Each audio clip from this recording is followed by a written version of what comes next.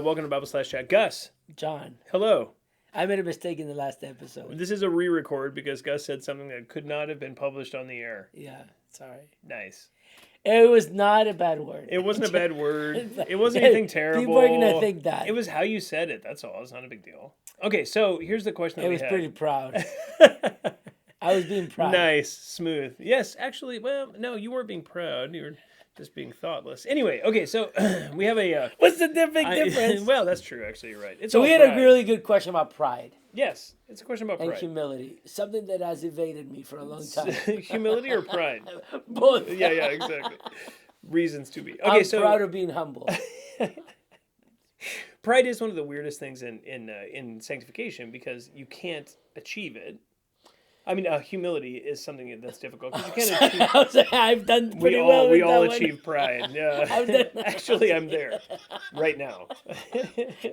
I was there 5 minutes ago. We stopped the video.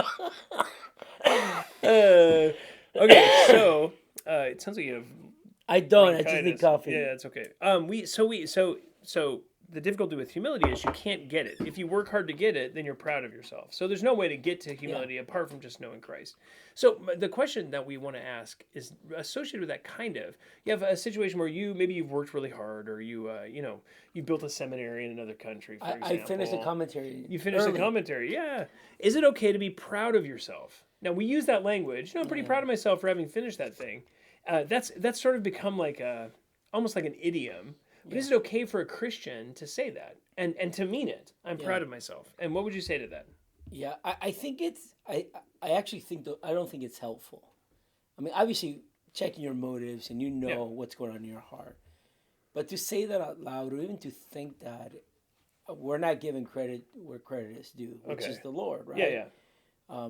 He's allowed us to work. He's allowed us to put in the time. I could say, "Hey, I'm proud of myself that I graduated from college." Well, it was the Lord who did everything. Yeah. Really. He's the one who's keeping you alive. Yeah, and he's doing the one that sustaining you through, or that we graduated from seminary, or you did a postgraduate degree, whatever. Yeah. Or even that you have a job. I mean, the job that we have a different perspective than the unbelieving world. That we know that everything we have was given to us. Yeah, totally. We have nothing for ourselves. So to say that it's not a helpful statement, because in a sense it deflects the glory from the Lord to us. Yeah. Thinking, well, like I do, I did this. Yeah. Look at that. Yeah, Paul says, like what you said there is so helpful. Like, what do we have that we didn't receive? Yeah. Paul says, 1 Corinthians 4:7, he says, why do you boast as if you've done something special? What do you have that you didn't receive? So boasting in that sense, we'd say is just wrong. Yeah, it's wrong, and I think that even we were talking in the other video when we stopped. That is when we talked about like our kids or friends. I'm proud of. I think that is different. Again, you were saying it's a question of semantics, but I think you can say, "Hey, I'm proud of my kids for doing well in school, or for working, or for mopping." Yeah, whatever. I'm proud of them. Yeah. But again, knowing why you're saying that is that that achievement is the Lord. Yeah. And I think that should be it's a it's so funny. I actually was thinking about how you see Paul, like we went through Acts 20, right? Yeah. And he's talking about Like he's always done the right thing. Yeah, I mean, which is so incredible. Totally. Like it's almost like a tearjerker. Totally. Like if you made that into a movie, the whole farewell speech it's very emotional, right? Totally.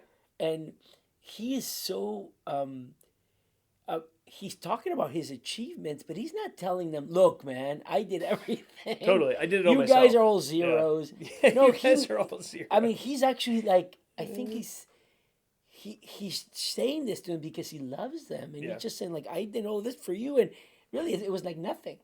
Like it's like I didn't work. It reminds me, and taking it a little bit out of context, which I don't think it is, but when Jacob works for Rachel, and it seems to him like it was a day. Yeah, totally. It's like because he it's loved a joy. her so much. Yeah. So for Paul, it was a joy, and I think you can say that it's a joy to do that, but also acknowledging that it is God who gave you the strength to work, to study, to finish a task that seemed Herculean at one time, and now you were able to do it. Yeah, yeah. And I think that to realize that it is God alone who receives the glory. Bach, finishes every song he finished, every symphony he finished. Yeah. The SDG, right? Soli Deo Gloria. Why? Because he was like, I'm doing this for the Lord, but implicit in that is this idea that God has given him the strength to do this. Yeah. I mean, just symphonies that you and I could never even play. Yeah. It's hard to even listen to them. Yeah. I know, you can't even hear the notes. But again, it's just like, so I don't know if that's helpful. I think that's super That's helpful. how I would think about it. Yeah, I think there's a biblical principle there too, because like in 1 Corinthians 15:10, Paul says, "I worked harder than everyone." But he says it wasn't me; it was the grace of God with me, and yet I worked harder. But it was God's grace. So he's like, both those things come together: God's grace and the hard work that Paul did come together. And he says, "Look, he's not ashamed of his work because he knows he did work hard, but he also knows that the empowering force to do that came from God, who gave him the strength to do that." Yeah. So. Yeah, I think what you're saying is right. Like just being aware that that's there, and then with taking pride in kids or things like that. Again, like I think it's super helpful to think about it the way you said it, because I think understanding that you can see that something's happened, your kid's done something, and it's really good. I mean, whatever it is, whether it's even if it's mopping, you say even in the least task, when you see a child being obedient, those types of things, you say, hey, that's great that you're doing that, and that's actually an encouragement to that child. Yeah. It's interesting because in the Proverbs it talks about the opposite, where it says a child who's disobedient is actually a shame to their parents. Yeah. So it's actually saying like, hey, I'm thankful for the ways that God is working in you and God has helped you to do the things that are right in this situation. Yeah. So I think both of those are really, really good. Yeah. That's awesome. Thanks, man. Yeah, of course. I'm so proud of you guys. I'm proud of you. We should never talk like this again. We're going to get fired. All right. Anyway, hope that's helpful for you. If you have any questions on that or any other topic, you can always email us at info@faithbibleoc.org. Thanks so much.